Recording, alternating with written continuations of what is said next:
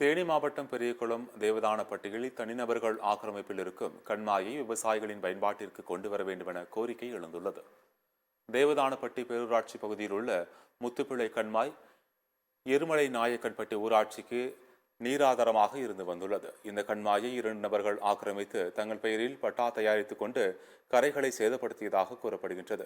இதுகுறித்து கடந்த 1983ஆம் ஆண்டு தொடரப்பட்ட வழக்கில் கண்மாயை மீட்டு விவசாயிகளின் பயன்பாட்டிற்கு கொண்டு வர வேண்டும் என்று பெரியகுளம் மாவட்ட உரிமையியல் நீதிமன்றம் உத்தரவிட்டுள்ளது. ஆனால் இதுவரை மாவட்ட நிர்வாகம் சார்பில் நடவடிக்கை எடுக்கவில்லை எனவும் கண்மாயை மீட்டு தாங்கள் பயனடைய உதவ வேண்டும் எனவும் விவசாயிகள் கோரிக்கை விடுத்துள்ளனர்.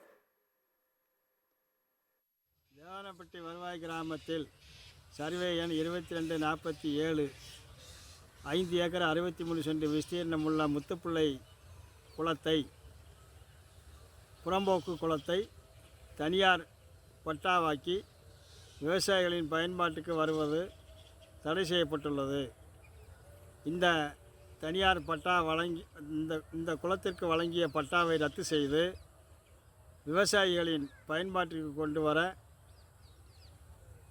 மேலும் குளத்தை மராமத்து செய்து தண்ணீர் தேக்குவதற்கும் ஆவணை செய்து கொடுக்குமாறு அரசை கேட்டுக்கொள்கிறோம்.